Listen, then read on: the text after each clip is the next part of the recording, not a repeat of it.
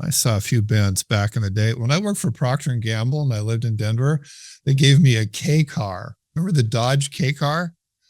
It was about $8,000 new in 1984. And that thing had two speeds, floored and stop.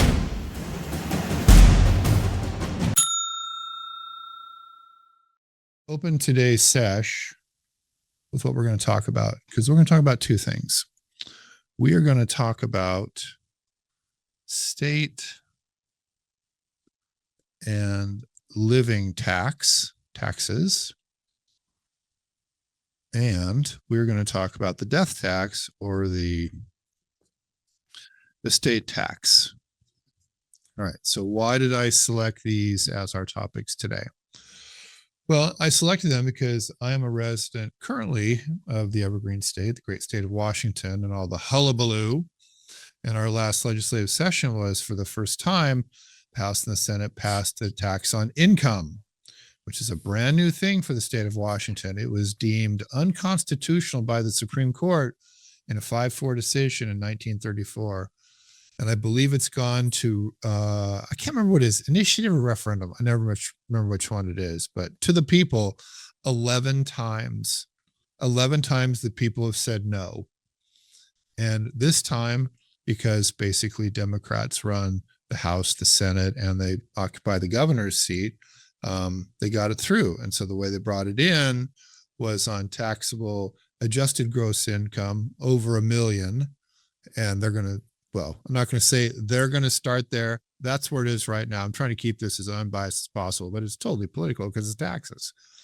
And then we'll see what happens in the future if that matriculates down.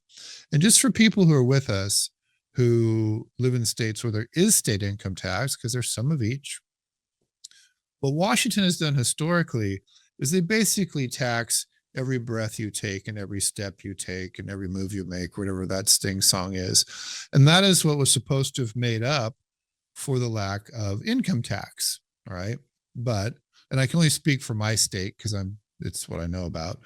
When they entered the most recent legislative session, which was the second half of the current biennium, they walked in the door and our state had a $1.5 billion deficit. And they currently also projected that for the next biennium, which is 27 to 29, that will start with about a $4.5 billion deficit. Okay. So my state spends way more money than it takes in. And my state has increased its budget over 70%. I think it's 67, if I'm not mistaken, in the last 10 years. Okay. So as we've talked about on this call on the federal level, I think most people in my state would agree on the state level, my state spends way more than it should and way more than it takes in. And so legislatively, they're trying to close that gap. Okay. So you can pick your party, you can pick your poison. That's just the way that it is. Okay. So, as I was doing the homework on this and thinking about, how am I going to present this in as unbiased a way as I can, even though you probably know my bias by now, I want to say this next. When we talk about state level stuff, okay, we're just talking about taxes today, but state level stuff basically starts with legislatures. And I don't want to get into committees and referendums and initiatives and all that kind of stuff. Basically, these things start at the legislative level. And allegedly what they are supposed to do is they're supposed to represent the values of the constituents of the people in the legislature. Okay. Now, my state, as is this case, I think with other states, is very split. It's split geographically and it's split politically. And my state, if you kind of look at it on a map, the left third is known to be pretty blue. And the right end of the left third, basically the foothill of the mountains, what we call the Metro Puget Sound area, is comprised of 4 counties. And those counties are predominantly blue counties. As we move to the right or to the east of my state, we see the central part where I live, which is pretty much a mixed bag politically, but the eastern part of the state is much more conservative and also much less populated. So the concentration of the population, ergo, the concentration of the legislative representatives is in the blue districts. And that's why Washington tends to err as a blue state overall. There has been discussion, to my knowledge, for at least the last 15 years of the eastern part of my state seceding along with the eastern part of Oregon state into the state of Idaho. And there's been gunshots fired and all sorts of stuff in the Walmart parking lot and all the rest of it that's gone on about that. But, you know, as we say in the movies, stay tuned, okay?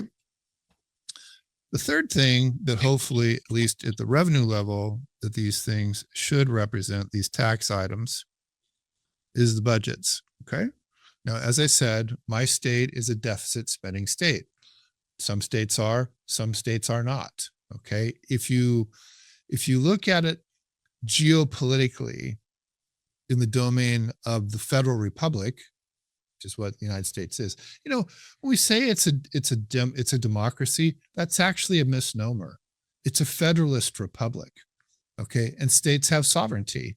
That's why states, you know, elect electors to elect the federal president. But anyway, you know, every state is different in terms of their approach to budgeting and all the components inside of the budget. But my state, again, is a state that just says, you know what, we're just going to keep spending and we'll just, you know, extract more from the people. Okay. That's how my state does it. Not all states do. But if you look again at a federal map, what you find is, and this is not, I mean, I'm not making this up. It's pretty common knowledge. It's in the news pretty regularly. States that are predominantly blue and highly populated, and I'll pick 4 of them. I'll pick Illinois, I'll pick New York, I'll pick Washington State, my state, and I'll pick California. Okay, predominantly blue states legislatively, and every one of them is running massive deficits. Massive. Okay, and just as it is on the federal level, on the state level, there's actually 2 kinds of deficits. There are current liabilities and there are future unfunded liabilities. Okay. Now, an easy example of a future unfunded liability is the pension for a teacher. Now, if you go on the YouTube and look up, I believe it was PBS, they did a big thing about the state of Kentucky. And so the pension fund for the state of Kentucky, the teachers' pension fund, they, you know, again, in their democratic kind of way, they picked these people to manage this money and they blew it. It's a big problem. These people are all like, hey, I signed up to be a teacher to get the retirement and I'm retiring. There's no money. Okay. So what my belief is, and I'm not a statistician or an actuary, but I know what they are. My belief is that moving forward, the news will probably reveal more of these future unfunded liabilities, in fact, being unfunded. Okay. And then you get into, you know, pitchforks and guns and rakes and all that kind of stuff, which we're not going to do today. But that's what that conspiracy theory leads us to. So what I want you to do next, and we're going to start with state and living taxes. And I have a handout, but I'm going to wait to give it to you because if I give you the handout, we'd kind of be done. All right. So instead, what I want you to do on your paper with your pen is write down the following state abbreviations. And I'm going to give you 8 states that we're going to talk about. So here we go. Okay. So we're going to talk about Idaho, because everybody likes to talk about Idaho when they're in Washington. We're going to talk about Washington. We're going to talk about Arizona. We're going to talk about Oregon, Florida, Texas, California, and New York. Okay. 1, 2, 3, 4, 5, 6, boop, boop. Yep. That's 8 states. Okay. Now in the handout, I built you a little grid, a little matrix. Okay. And I'll put that in the notes in just a minute here in the chat. But what I'd like you to write down for right now are the following things. Okay. Income tax, and this is state income tax, not federal. So real estate tax, like property tax. Sales tax.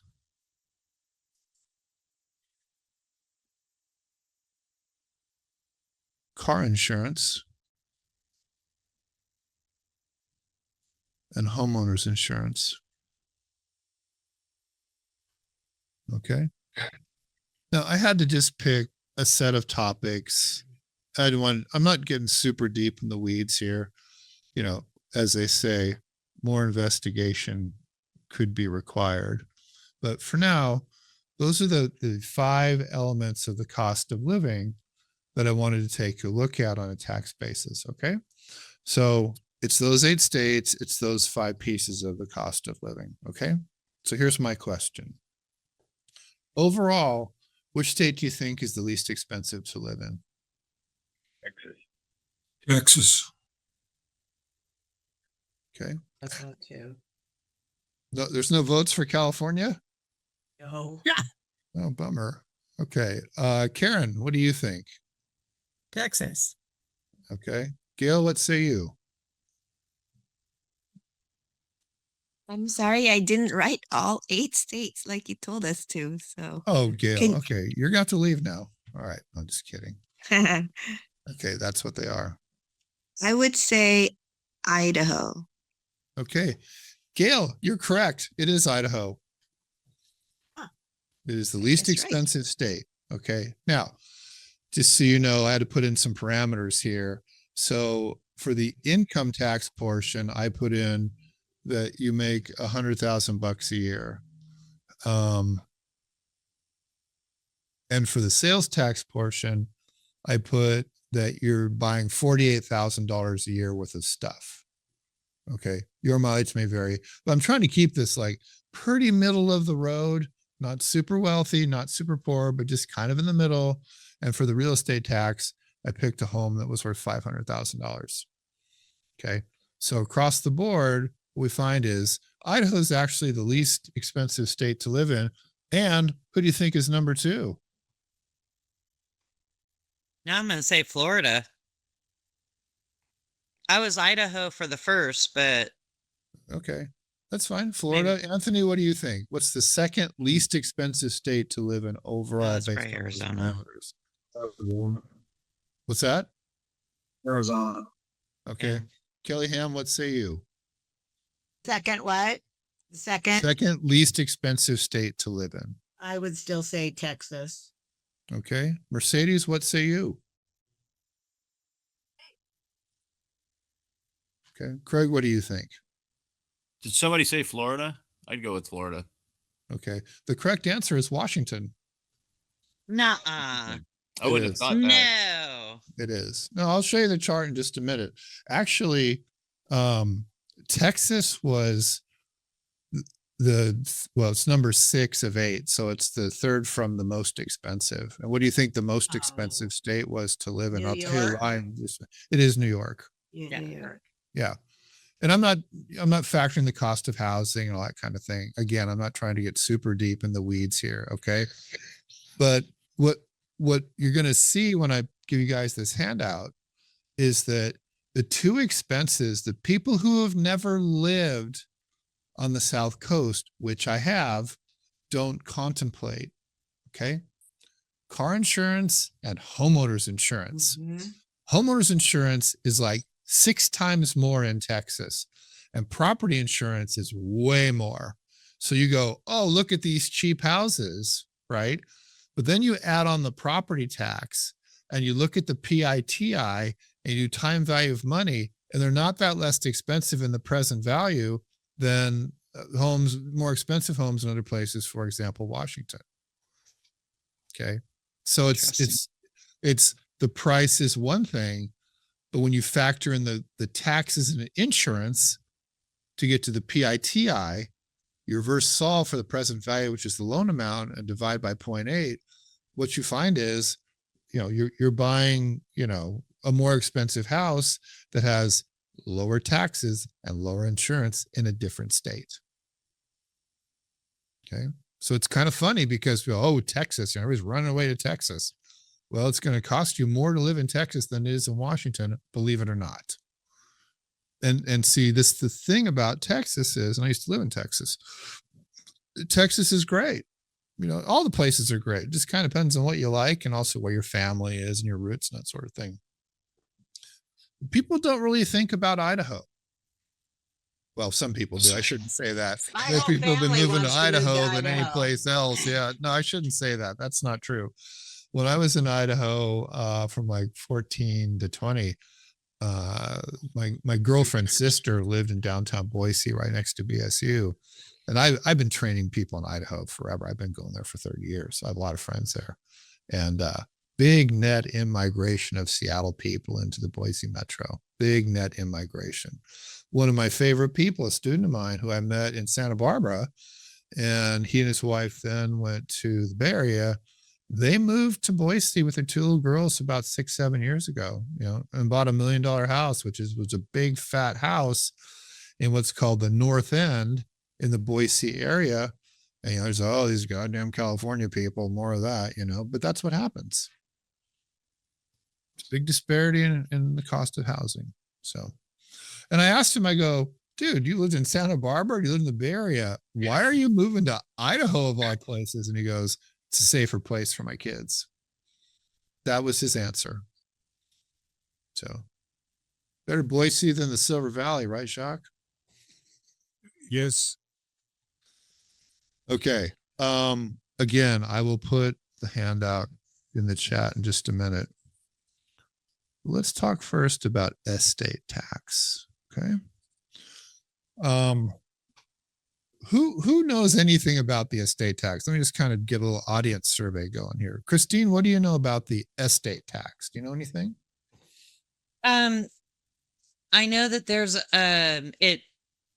it's on levels of how much you get taxed, and it's on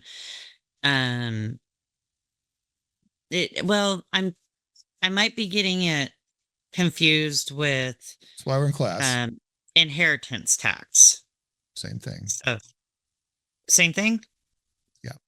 Yeah. So I know that there's levels of how much you get taxed on the total amount of the value of property that's owned when you die. Your family gets taxed on it. We have an Okay. exemption at 3,076,000. That's what I was going to say. There, I knew there was an exemption. I'll talk about that in just a minute. Okay.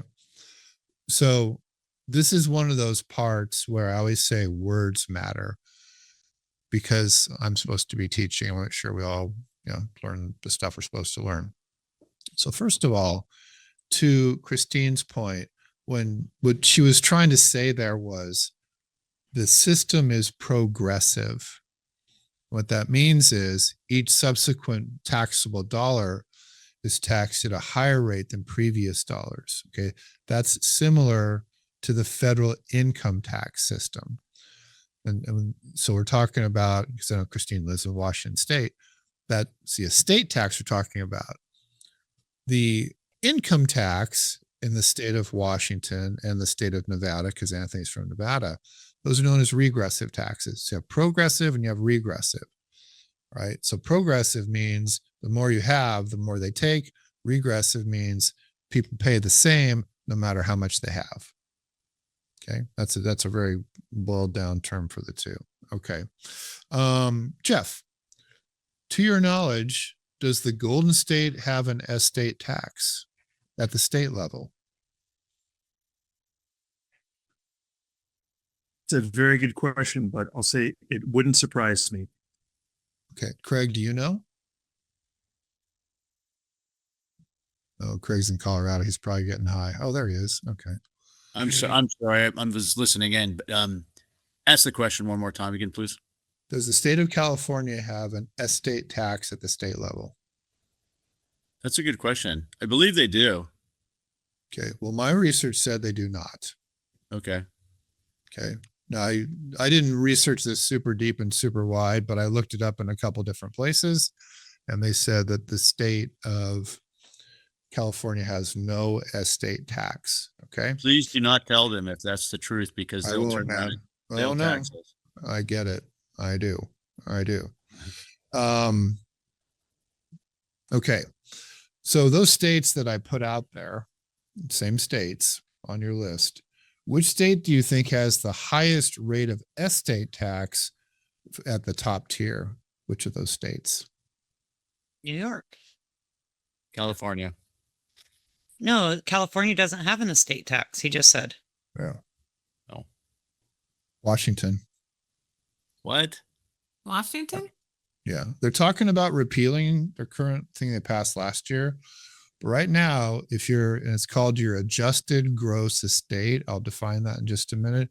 If your adjusted gross estate is over $9 million in the state of Washington, the state of Washington takes 35% of every dollar after that.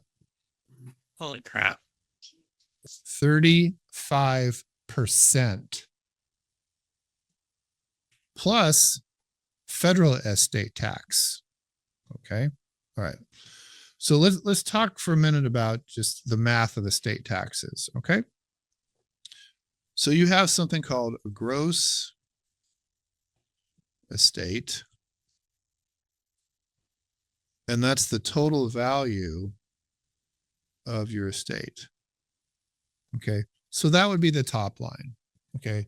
So I have a stock portfolio. I own some real estate. I have personal property, blah, blah, blah, blah, blah. Okay. So the first thing that one does when one calculates one's gross estate, and if you want to make a note, and I think I got this right, this is federal tax form 709 is the federal tax form in which typically the executor or the executrix reports the gross estate of a decedent. Okay. And they have 9 months from date of death to do this tax return. So they give you 9 months to get your stuff together. Okay. But you're not taxed on your gross estate. You're taxed on what's called your adjusted gross estate. And so your adjusted gross estate is your gross estate minus a few of the following things: debts against your estate. So that could be like mortgages and credit cards and stuff like that. Administration expenses.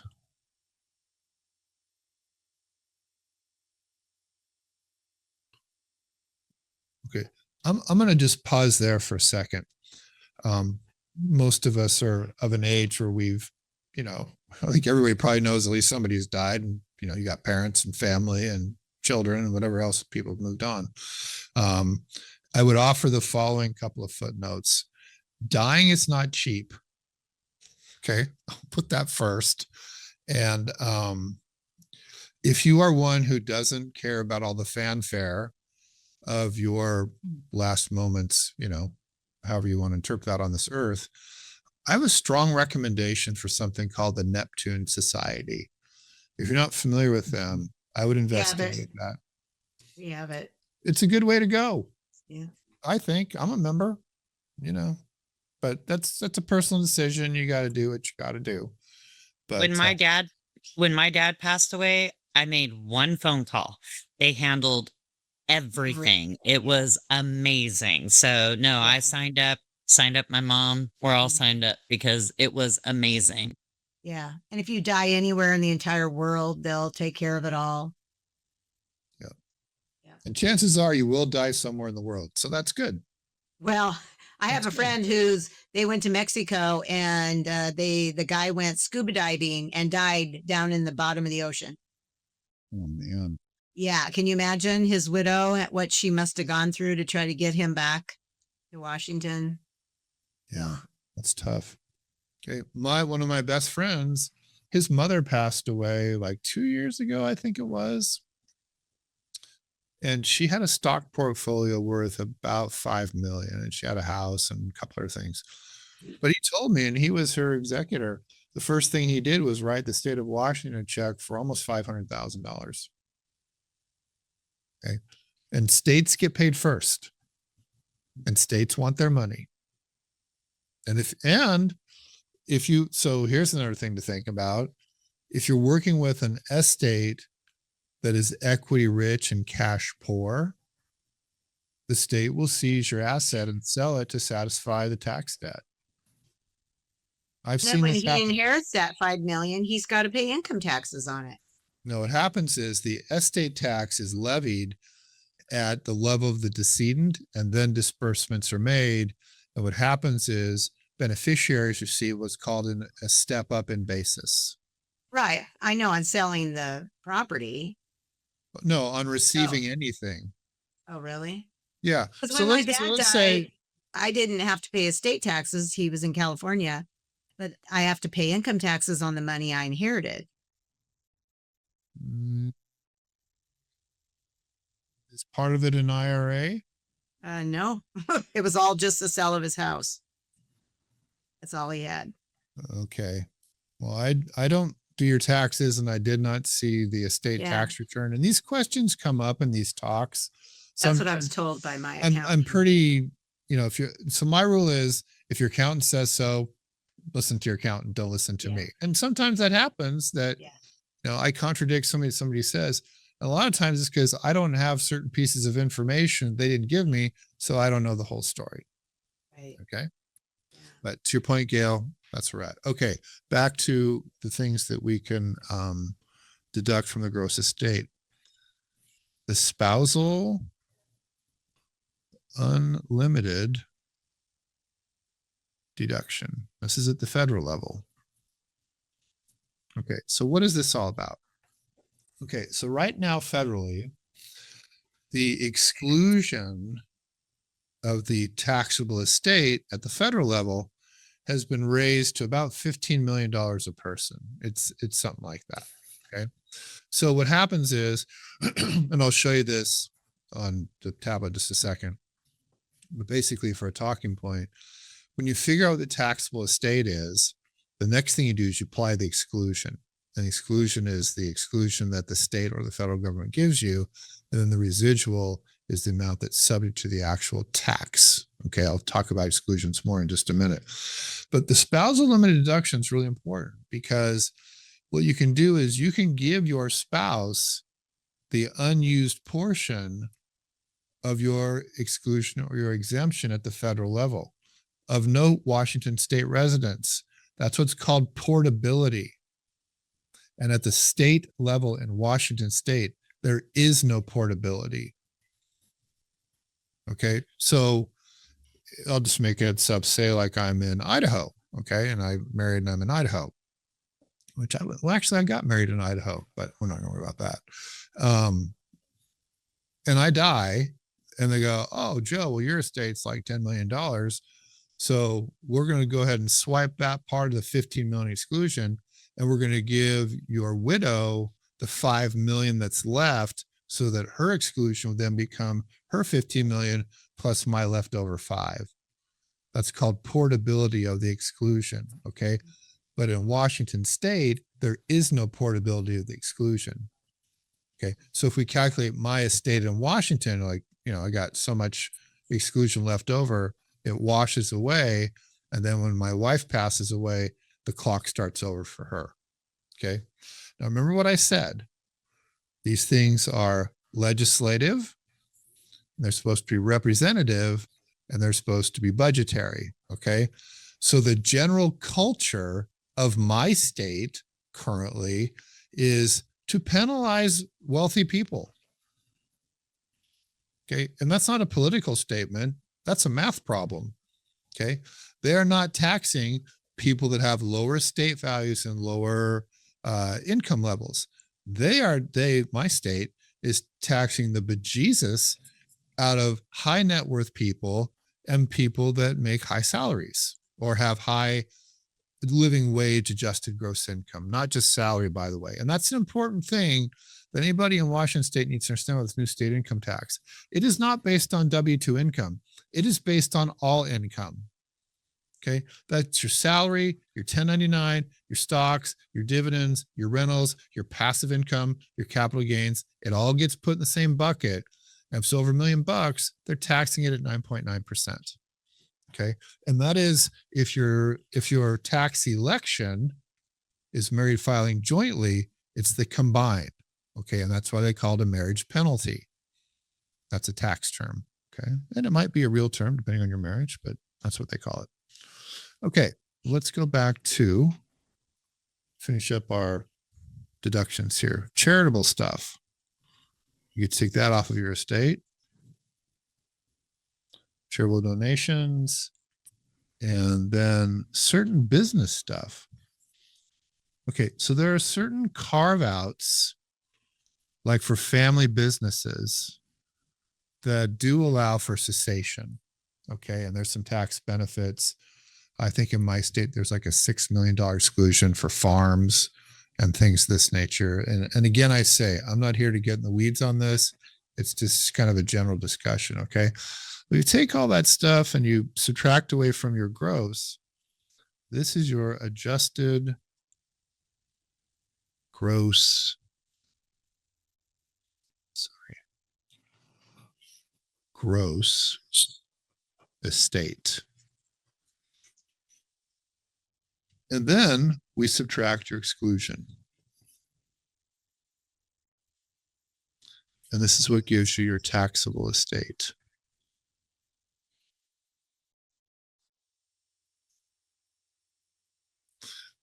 And I'm just going to say really quickly, as a public service announcement for myself, my handwriting is so much better on this tablet than it was on the first ones. And Kelly, you should agree with me, because on that video you said, Kelly, oh no, it's not the tablet, Joe. It's your handwriting. Oh, it is. Well, but it's better. Okay. I think that's better. Okay. Yeah. Hey, if I don't stick it for myself, who's going to stick up for me? Right. It's called boundaries, Kelly Hammond. I've got it for you. Okay. You need a so- penmanship class. Hey. Okay. So let's talk about this exclusion. Okay. So the federal level, this is currently about 15 million. Okay. In my state, it's what'd you say, Kelly? 3,076,000. 3,076,000. We'll just say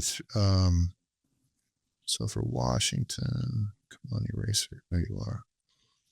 So my state for Washington, the exclusion, we'll just say is 3 million. It's a little over 3 million. It's indexed for inflation. Okay. And in Oregon, it's 1 million, and other states have different exclusions as well. Okay. And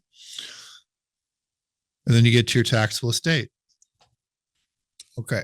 So let's go back real quick to the legislative, the politics kind of stuff. Okay. Let's talk quickly about the arguments for and the arguments against an estate tax. Okay. So we'll start with the for the tax. Okay. These people would argue basically that the only reason you got all that money is because of society. Okay. Society gave this to you. Now you have to give it back. Okay. Now you can agree with that or disagree with it. Doesn't matter. It's not going to probably change a whole lot. So against the tax, you're saying it's my money.